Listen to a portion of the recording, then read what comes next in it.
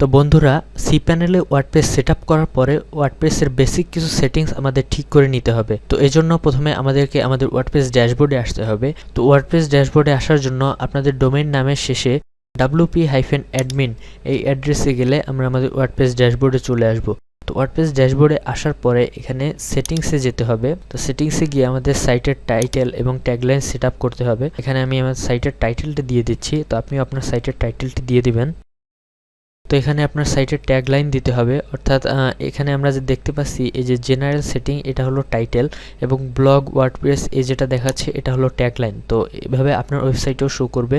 এখানে একটা ট্যাগলাইন দিয়ে দিচ্ছি।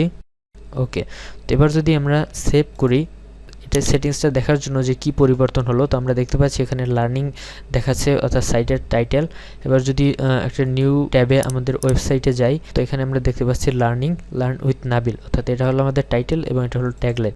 এরপরে এটা হলো অ্যাডমিন ইমেল। এখানে এনিওয়ান ক্যান রেজিস্টার, যদি আপনার মেম্বারশিপ সাইট না হয়ে থাকে, যদি সবাই রেজিস্টার করতে পারে তাহলে এটা চেক দিয়ে দিবেন।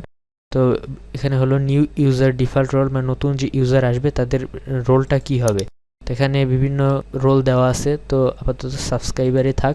তো এরপরে আপনার ল্যাঙ্গুয়েজ, এখানে বিভিন্ন ভাষা আছে, তো আপাতত আমি ইংলিশে সিলেক্ট করছি। তো এখানে হলো টাইম জোন, তো কোন টাইম জোন, আমি হচ্ছে বাংলাদেশ থেকে করছি, তো আমাদের ঢাকা টাইম জোন সিলেক্ট করতে হবে। এই জন্য ডিতে চাপ দিলাম। ডি ঢাকা কোথায় আছে দেখা যাক, এই যে ঢাকা, তো ঢাকা সিলেক্ট করতে হবে। তো আমরা এখানে দেখতে পাচ্ছি যে ইউএস টাইম জোন আছে, তো ঢাকা টাইম জোন সিলেক্ট করার পরে এখানে বাংলাদেশি টাইম, এখন বাংলাদেশের যে কয়টা বাজে সেটা এখানে শো করবে। তো সেভ করার পরে আমরা দেখতে পাচ্ছি যে এখন 8:39, অর্থাৎ বাংলাদেশি টাইম শো করতেছে। তো আর এখানে উইক স্টার্ট, মানে আপনাদের সপ্তাহ কবে শুরু হয়, তো বিভিন্ন দেশে মানডেতে শুরু হয়, তো আমাদের বাংলাদেশে স্যাটারডে, তো এই জন্য স্যাটারডেতে সেভ করছি। তো এগুলো জাস্ট বেসিক সেটিং। তো এরপর হচ্ছে রাইটিং। তো রাইটিং এখানে আমাদের তেমন কিছু সেট আপ করার নেই। রিডিং, তো এখানে হোম পেজ সিলেক্ট করতে হবে, অর্থাৎ আমাদের এই ডোমেইনে আসলে কোন পেজটা প্রথমে শো করাবে, তো এখানে আপনারা সিলেক্ট করে নেবেন। তো এখন আমার আপাতত কোনো হোম পেজ সিলেক্ট করা নেই, তো এখানে স্ট্যাটিক পেজ দিয়ে হোম পেজটা সিলেক্ট করে দিতে হবে। ওকে, আর এটা হলো সার্চ ইঞ্জিন ভিজিবিলিটি, যদি আপনার ওয়েবসাইটটি গুগল সার্চে শো করাতে চান তাহলে এটা যেরকম আছে এরকমই থাকবে, আর যদি ডিসেবল করতে চান তাহলে এখানে চেক দিয়ে দিতে হবে। তো আমরা অবশ্যই আমাদের ওয়েবসাইটে গুগল সার্চ আনতে চাই, এটা যেরকম আছে এরকমই থাক। Save changes. Now discussion. তো ডিসকাশনে এখানে খুব বেশি কিছু চেঞ্জ করার নেই। এখানে দেখতে পাচ্ছি যে এটা সিলেক্ট করতে হবে আদার কমেন্ট সেটিং।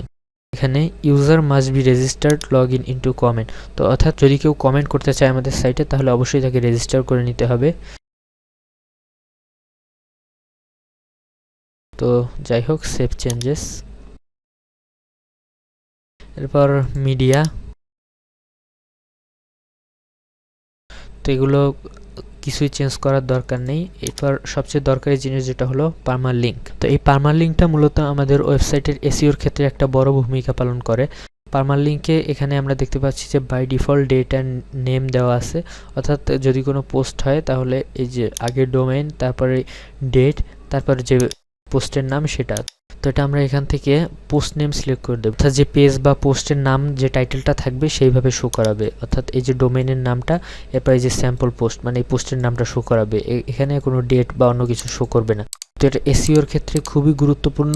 আপনার সাইটে যদি পোস্ট নেম সিলেক্ট করা না থাকে তাহলে এসইওর ক্ষেত্রে অনেক বড় সমস্যা হতে পারে।